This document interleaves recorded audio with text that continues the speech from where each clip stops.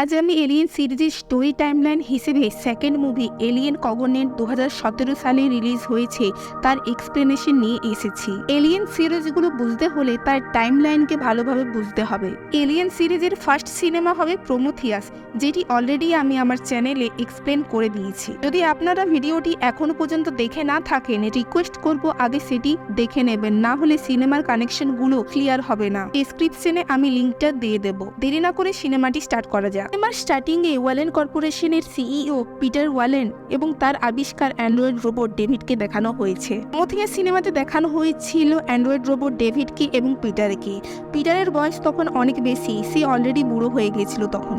But এই সিনটা Peter যখন ইয়াং ছিল আর ডেভিডকে যখন বানিয়েছিল সেই সময়কে দেখানো হয়েছে। পিটার ডেভিডকে বলে, আমি তোমাকে বানিয়েছি, আমি তোমার বাবা।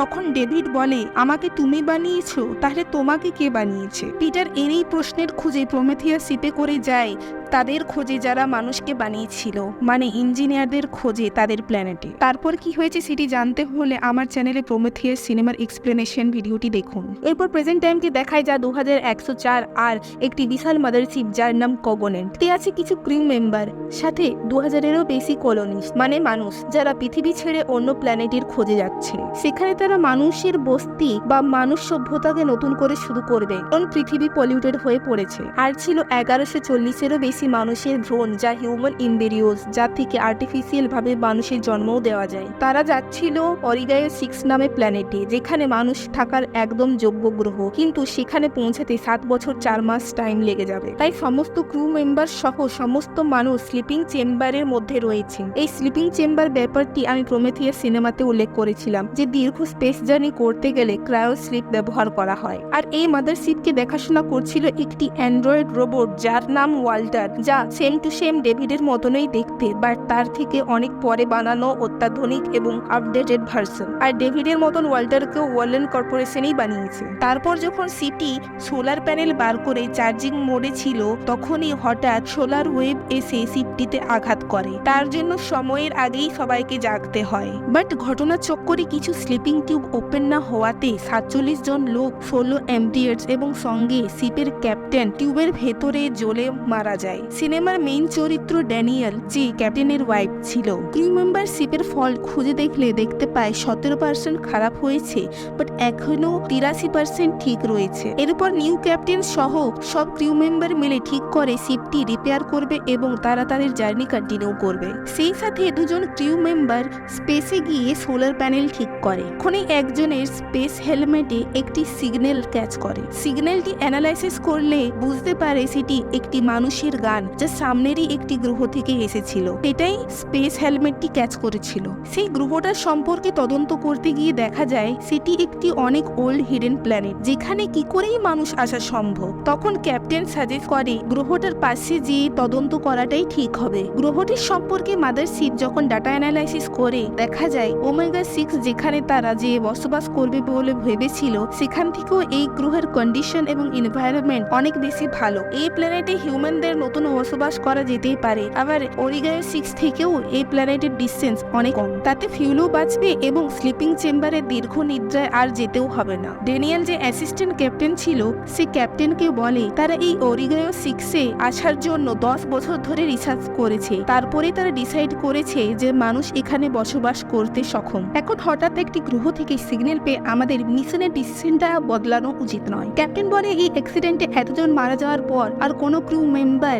এই স্লিপিং চেম্বারে যেতে রাজি নয়। অনেক তর্ক বিতর্ক হওয়ার পর ফাইনাল ডিসিশন হলো যে গ্রহটার পাশে একটি ছোট ক্রু মেম্বার যে সিগন্যালটার খোঁজ করবে এবং প্ল্যানেটটি থাকার যোগ্য কিনা সেটা ডিসাইড করবে। তারপর এই কগনেন্ট শিপকে নতুন গ্রহর পাশে নিয়ে যাওয়া হয়। সেটা থেকে একটি স্মল টিম একটি ফ্লাইং অবজেক্টে করে গ্রহটির অ্যানালাইসিস করতে নেমে পড়ে। গ্রহটির চারপাশের ওয়েদার খুবই খারাপ ওয়েদারকে ক্রস করে ফ্লাইং অবজেক্টটি নেমে পড়ে গ্রহের মধ্যে। শিপটি থেকে নামার পরে তারা অ্যাডভান্স টেকনোলজি থেকে বুঝতে পারে সিগন্যালটি মোটামুটি 8 কিলোমিটার দূর থেকে এসেছে। টিম মেম্বার রওনা দেয় সিগন্যালটির খোঁজে এবং একজন লেডি মেম্বার ওই ফ্লাইং অবজেক্টই থেকে যায়। মাদারশিপ, ফ্লাইং অবজেক্ট এবং টিম মেম্বারের মধ্যে যদি মিডিয়েটর হিসেবে ছিল, সেই এই লেডিটিই ছিল, যিনি সবকার সাথে কানেকশনটা বজায় রাখতো। রাস্তায় যেতে যেতে দুজন মেম্বার একটি কাদা জলের পাশে রয়ে গেল স্যাম্পল কালেক্ট করার জন্য, যে গ্রহটি মানুষের থাকার যোগ্য কিনা সেটা তারা টেস্ট করবে। দুজন বাদে বাকি টিম মেম্বার চলে যায় পাহাড়ের উপরে সিগন্যালটির খোঁজে। দুজন টিম মেম্বার যারা স্যাম্পল কালেক্ট করছিল তাদের মধ্যে একজন ভুলবশত একটি ডিমের মতন শুকনো ফলের উপর পা দিয়ে দেয়। সেই শুকনো ডিমের মতন ফলটি থেকে একটি বায়োজেনেটিক ধোঁয়ার মতন কিছু একটা জিনিস বেরিয়ে নিয়ে কানের মধ্য দিয়ে তার শরীরের ভেতরে ঢুকে পড়ে।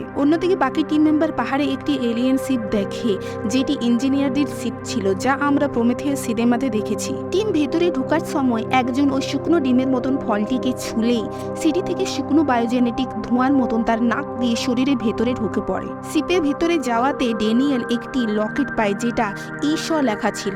ওয়াল্টার বলে এই লকেটটি ডক্টর এলিজাবেথ শ এর, যিনি 11 বছর আগে প্রমেথিয়াস শিপে করে ইঞ্জিনিয়ারদের খোঁজে বেরিয়েছিল।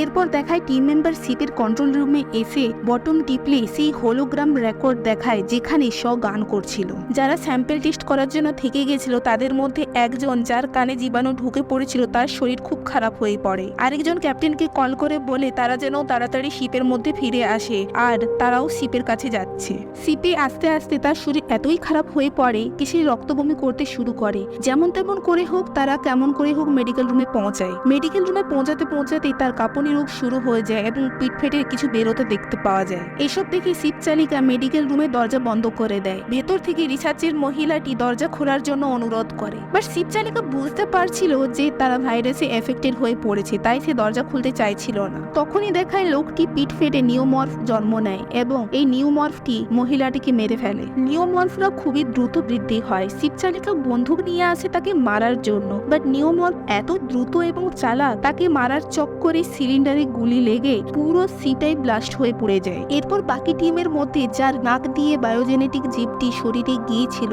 তারও সেম অবস্থা হয়, তারও শরীর থেকে ফেটে নতুন নিওমর্ফ জন্ম নেয়। জিনিসটা দেখে সবাই এত ভয় পেয়ে যায় যে বুঝতেই পারে না যে হচ্ছেটা কি। তারা কগনেন্টের সাথে কন্ট্যাক্ট করার চেষ্টা করে, বাট সিগন্যাল ভালো না থাকায় তারা কন্ট্যাক্ট করতে পারে না। ততক্ষণ রাত হয়ে গিয়েছিল। এদিকে নিওমর্ফ এক এক করে টিম মেম্বারদের হত্যা করতে থাকে। ড্যানিয়েলকে বাঁচাতে যেয়ে ওয়াল্টারের হাত খেয়ে দেয় জিনটা। তখনই একটা এয়ার গান চালিয়ে একটি ব্যক্তি আসে। লাইট দেখে নিওমর্ফ পালিয়ে যায়। লোকি বলে বাতে হলে আমার পেছনে আসো। লোকি একটি মরণা স্তূপ রস করে নিয়ে একটি ঘরের পাশে নিয়ে যায়। মরণা স্তূপে লোকের এত মৃতদেহ পড়েছিল তা দেখে সবাই অবাক হয়ে যায় যে হয়েছেটা কি এখানে, কেউ বুঝতে পারে না। তারপর লোকটি নিজের পরিচয় দেয়। আসলে লোকটি কেউ নয়, ডেভিড, যে প্রমেথিয়াস শিপের অ্যান্ড্রয়েড রোবট ছিল। সে বলে শ এবং ডেভিড তারা ইঞ্জিনিয়ার শিপে কন্ট্রোল হারিয়ে এই গ্রহে চলে আসে এবং শিপে বায়োকেমিক্যাল ওয়েপেন ছিল, তাই এই গ্রহের জীবের উপর পড়ে যাওয়ায় সমস্ত জীব মারা যায়, তার সঙ্গে শও মারা যায়। তখন থেকে 11 বছর ধরে এখানে আটকে আছে সে। ওয়াল্টার ডেভিডের সম্পর্কে আরো জানতে তার পেছনে পেছনে তার রুমে চলে যায়। সেখানে তাদের মধ্যে অনেক কথা হয়। ওয়াল্টার বুঝতে পারে ডেভিড নিজেকে মানুষের থেকেও অনেক বেশি শক্তিশালী মনে করছে, আর তার মধ্যে অনেক হিংসা এবং খারাপ অনুভূতি রয়েছে। ডেভিড ওয়াল্টারকে তার সঙ্গী হতে বলে। ওয়াল্টার বলে ওয়ালেন কর্পোরেশন তোমার পর আমাকে বানিয়েছে, যা অনেক অত্যাধুনিক এবং মানুষকে হেল্প করার জন্য এবং তাদের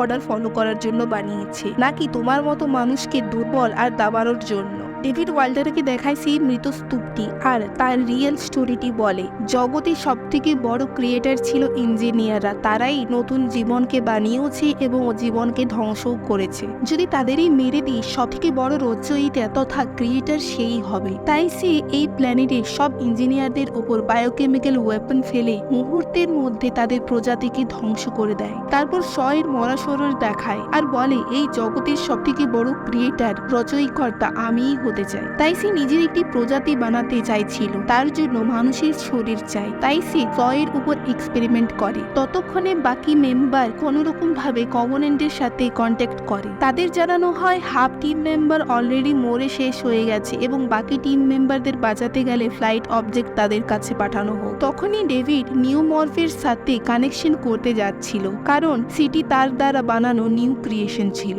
বাট ক্যাপ্টেন এসে তাকে গুলি করে মেরে ফেলে। ডেভিডের রাগ হয়ে যায়। তখনই ক্যাপ্টেনের শক হয়। ব্যাপারটা ঠিক নয়। তাই সে ডেভিডের দিকে গান পয়েন্ট করে ডেভিডকে অরিজিনাল ব্যাপারটা কি বলতে বলে। তখন ডেভিড তাকে ল্যাবে নিয়ে যায় আর ব্ল্যাক গু দেখায়, যেটি প্রোমেথিয়াস ইঞ্জিনিয়ারদের কাছ থেকে সে এনেছিল। বলে এটি থেকে মানুষ একটি আলাদা প্রজাতিতে বদলে যেতে পারে বা মানুষের ভেতর থেকে একটি আলাদা প্রজাতি জন্মাতে পারে। এরপর ডেভিড ক্যাপ্টেনকে বলে আমি নতুন হাইব্রিড বানাবো যেটাতে তুমি হেল্প করবে। তারপর একটি স্টোর রুমে বড় বড় প্রাণীর ডিম দেখায়। ক্যাপ্টেন বলে এগুলো কি? তখন ডেভিড বলে এসে দেখো তাহলে সব বুঝতে পারবে। ক্যাপ্টেন এসে কাছে দেখতে গেলেই অক্টোপাসের মতো ফেস আগার এসে তার মুখে চিপকে যায়। ক্যাপ্টেনের জ্ঞান ফিরলে তার পেট থেকে নিউ হাইব্রিড প্রজাতির জিনোমরফির জন্ম হয়, যেটা পুরনো জিনোমরফি ও নিওমরফি এর থেকেও অনেক বেশি ডেঞ্জারাস। কগনেন্ট থেকে একটি ফ্লাইং অবজেক্ট তাদের বাঁচাতে আসছিল ঝড়ের মধ্য থেকে। ওয়াল্টার ডেভিডের গেম বুঝতে পেরে যায়। সে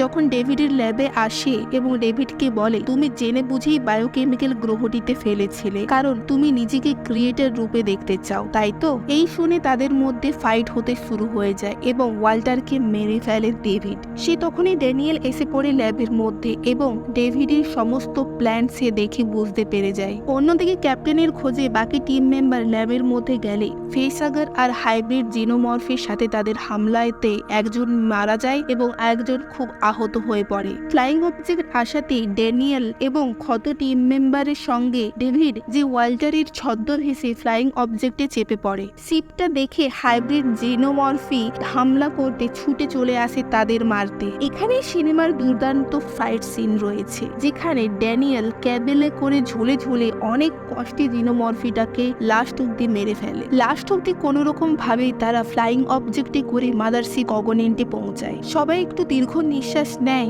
ভাবে সব এখন কন্ট্রোলে আছে। কিন্তু যে টিম মেম্বার ক্যাপ্টেনের খোঁজে গিয়েছিল এবং ফেস আগারের হামলায় ক্ষত হয়েছিল তখনই তার ডিম তার পেটে চলে যায় এবং তারও পেট ফেটে নিউ হাইব্রিড জিনোমরফির জন্ম হয় এবং তার জন্য কগনেন্টও জিনোমরফি চলে আসে। এই জিনোমরফি দুজন শিপ চালককে মেরে ফেলে। তখন ড্যানিয়েল ও পাইলট প্ল্যান করে জিনোমরফিকে মারার, কারণ এই শিপটিতে করে যদি অরিগাও 6 চলে যায় তাহলে সমস্ত প্রজাতিকে মেরে ফেলবে এই প্রাণীটি। এই ট্র্যাপে ফেসে নিয়ে এলিয়েনটি কোনো রকম ভাবে এক্সিট ডোরের কাছে চলে আসে এবং গাড়ির একটি চেম্বারের মধ্যে ফেঁসে যায়। গাড়ি সমেত যখনই তার চেন খুলে দেয় এবং এক্সিট ডোর ওপেন করে দেয় তখনই চালাক প্রাণীটি সেখান থেকে পালিয়ে যায়। অনেক সাহস এবং ফাইটের পর লাস্ট অব্দি ড্যানিয়েল এই প্রাণীটিকে একটি ট্রাকের সামনে নিয়ে আসে এবং চেন খুলে কোনো রকম ভাবে শিপ থেকে তাকে বাইরে ফেলে দেয়। তারপর তারা চলে যায় স্লিপিং চেম্বারে দীর্ঘ নিদ্রার জন্য। অরিগাও 6 যেতে হলে